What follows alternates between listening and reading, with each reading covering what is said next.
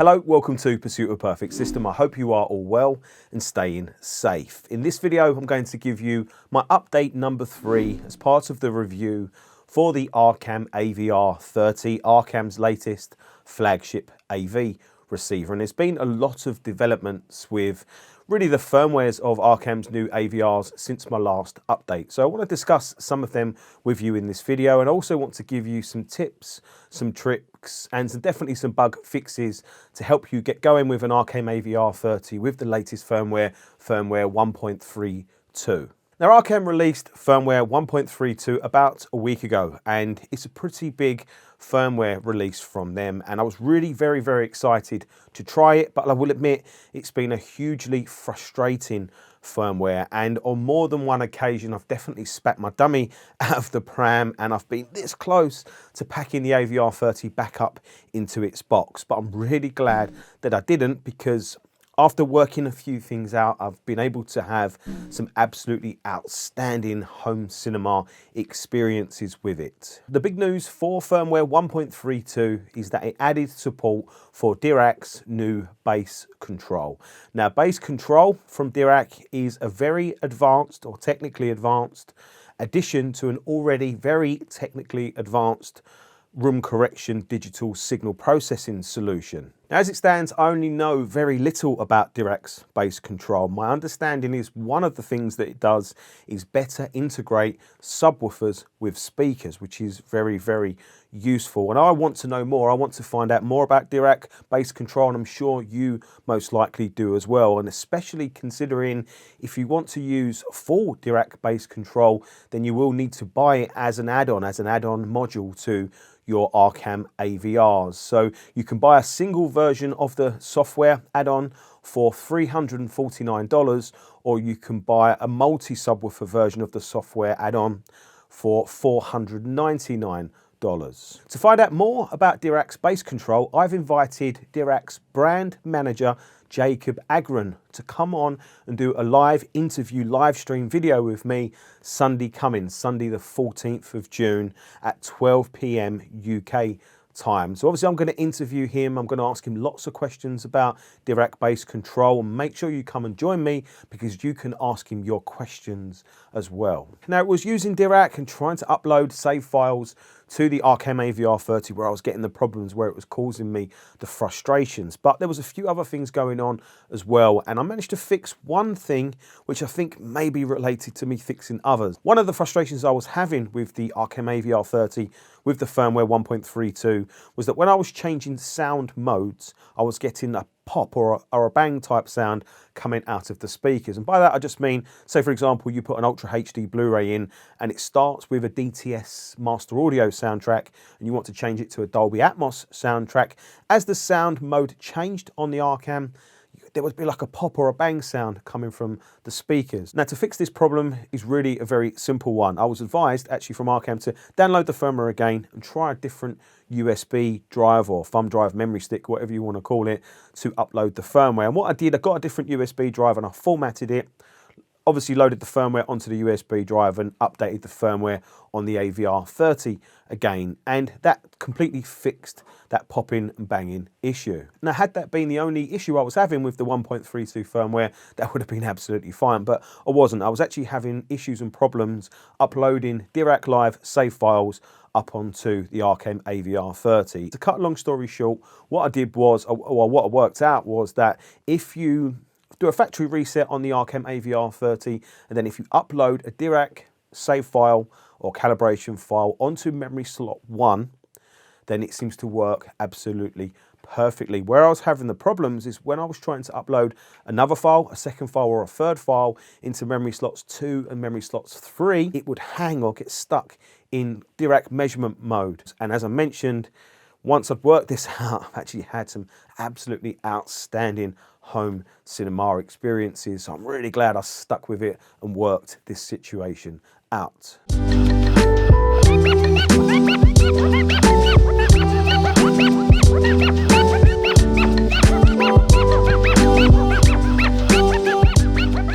So once I'd worked all this out and I was able to get a full bass control optimized file onto the Arcam and working fine, obviously I was able to form what I'm going to give you in a minute, an early impression of the technology. But before I do, I think it's really important to highlight a few things. Now, to get Dirac's bass control to work, you'll need either software version 2.5.3, or you'll need to use the very latest version of the software, which is number 3, numerical 3, or onwards. Now, obviously I tried Dirac 3. I was having some issues with it where the software was closing itself after taking measurements. I've reported this back to Dirac. I'm sure they'll fix it, and it'll be 3.0.1 or something will be and work absolutely perfectly. So what I had to do was go back to 2.5.3. Now, you take your measurements within Dirac like you would normally, and when you get to the filter design section of the calibration process, there is options to choose to enable 2 versions of Dirac's bass control. Now, there is a version that's called Upmix, which is a free version that comes included with your Arcam AVR purchase, and then there is the option to use a full optimization, and to use a full optimization you do have to buy the additional add-on modules. And while we're talking about that, just one thing to highlight, just in case it confuses you, because it confused me. When you buy the software, Dirac will email you a receipt for that purchase, and on that receipt is a serial number. What you need to do is log into your account on the Dirac website, go to Activate, enter that serial number that you've been given on that email receipt, and that then enables or activates your version of the software. Then you can choose a full Dirac bass control optimization to be done to your measurements or to your calibration file. And that is a really interesting one, because when you select that, it changes how the filter design page looks, and it changes how the calibration process from a target curve works. If you're an experienced calibrator such as myself, I think this new way of displaying the graphs and displaying the filter design page is very, very clever, because it makes it easier to see what you're doing and easier to see the integration or the crossovers between the speakers and the subwoofers. However, I think if you're new to Dirac, and especially if you're new to frequency responses and understanding what that all means, I think this Dirac bass module, or the way this works, bass control, and the way it's visually displayed, may be even more confusing. Now, what I would say is do not let that deter you from making a purchase of these new Arcam AVRs, because, well, especially if you're interested in buying an AVR30, I've still got an agreement in place with Nintronics, the excellent hi-fi and AV dealership in Hertfordshire, whereby if you buy an AVR30 through them, then I will come and do a Dirac Live Calibration for you for free, basically included in the cost of you purchasing the AVR from them. I like this. I like this. But what is Dirac bass control like, and is it worth the premium? Is it worth the extra money on top of maybe the purchase of an AVR? Well, let me just give you a bit of a brief and a story of where I am through the process, because it's very, very early days and I can only give you my very early impressions. Now, I don't know if you've seen the video that I created for the 4-rail Predator subwoofers that I'm reviewing at the moment in my home cinema system. And if you haven't, obviously I'll link it up there for you.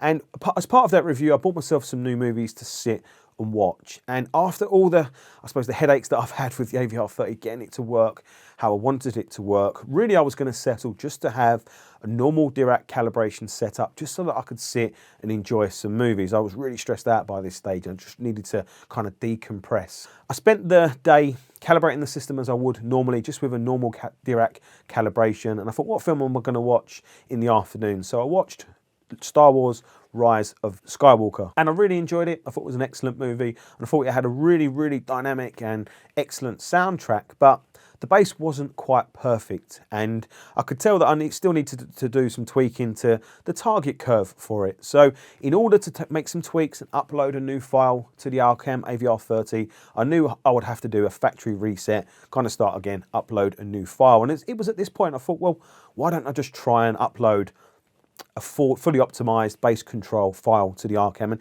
just see what happens.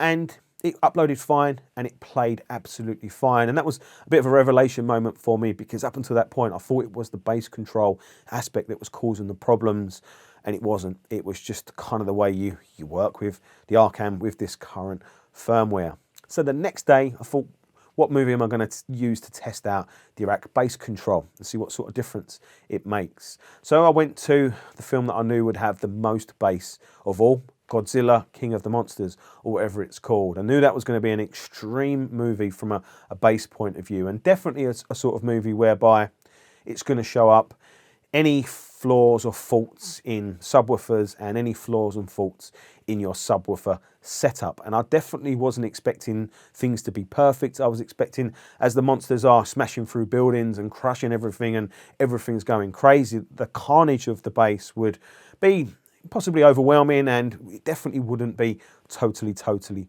perfect.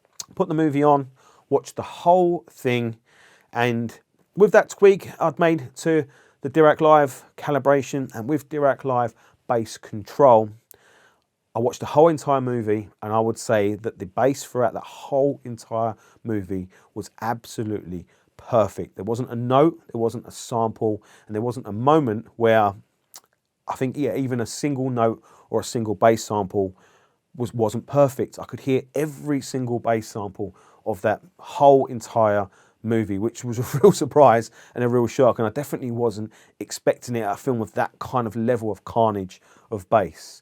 So that was a kind of a really positive and a really great start. And I thought, well, let's put something else on and see what that's like. So I went to 1917. I've been really looking forward to watching this movie, and I really enjoyed it. And that couldn't have a more chalk and cheese soundtrack compared to Godzilla, King of the Monsters. And without going into spoilers, there's a few very sonic standout moments throughout that movie. And one of them is an explosion that you probably might not expect. The ferocity and the kick and the impact of that explosion from the 4 rail predators shocked me and stunned me to the point of kind of silence for a second, and then I just cheered. It's like, wow, what an experience. And kind of that's on a bit of a side tangent, but for the rest of that movie, it's lots of things happening, you know, things exploding, planes crashing and all sorts. And again, throughout that whole entire movie, there wasn't a bass note or a bass sample that was out of place. So I thought, well, let's try another one. Straight onto Le Mans 66, which has really a very ferocious soundtrack, a really kind of raw soundtrack. I wasn't expecting it. I actually think it's an outstanding soundtrack, except for some of the vocals. I think they've either recorded them or mastered them. It's quite thick and gruff sounding, but the racing, the cars, all the engines, and that aspect of the soundtrack is literally absolutely phenomenal. And come the end of that movie,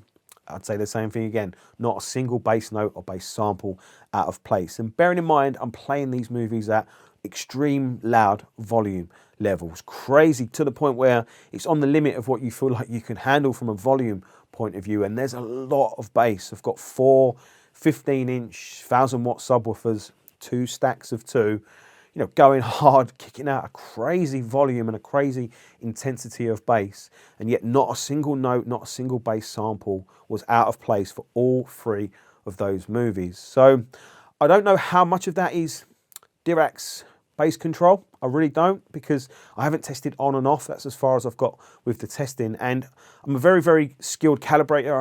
I can dial in the sound of subwoofers to a really high and extreme level, but I don't think with a movie like King of the Monsters, Godzilla, that I would be able to do it at that kind of not a single note out of place, where you can hear fully into the, you know, the soundtrack work that's been done by the sound engineers. Literally every single sample.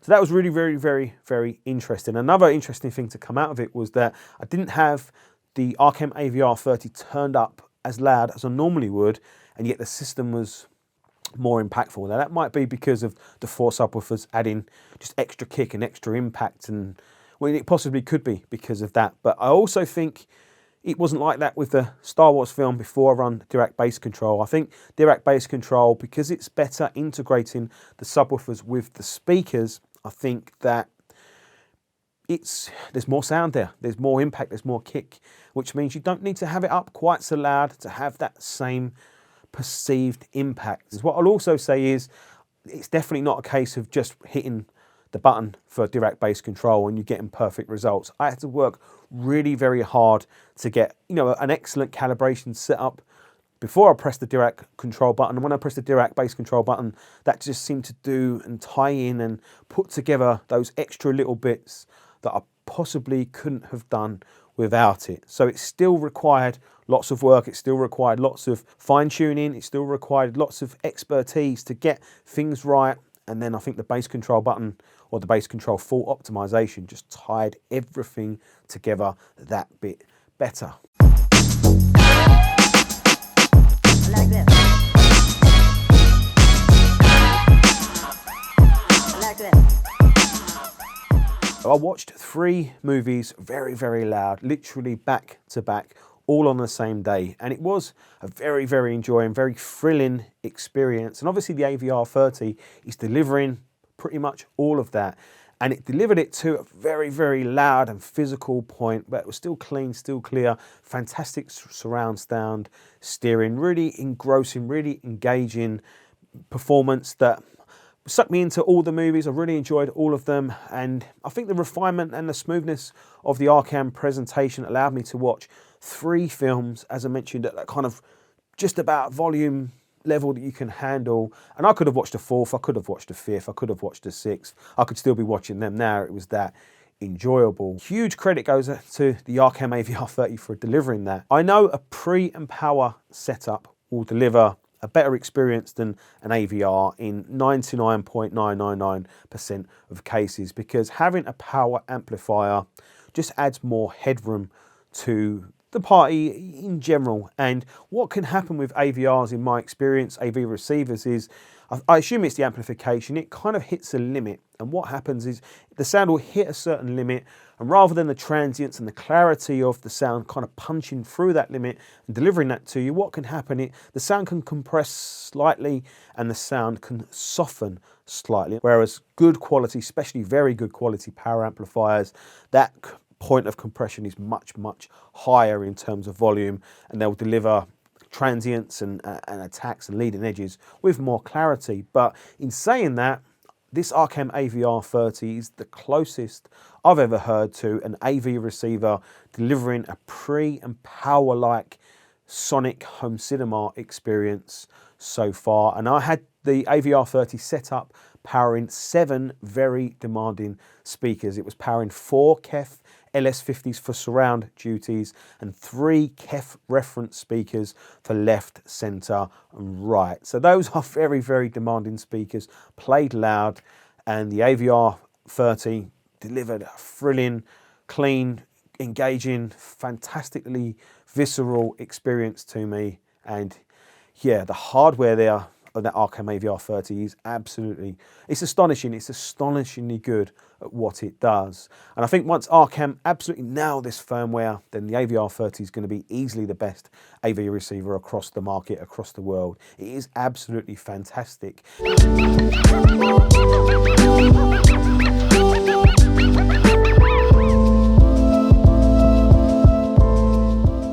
So yeah, I know this video has been a lot of chat, a lot of talking, but I wanted to give people an update to where we are with the AVR30, the constant development of it, and yeah, it's getting better all the time. Thanks very much for watching. I hope it's been a useful and a helpful video and a bit of an update to things, and thanks for watching. I'll see you soon.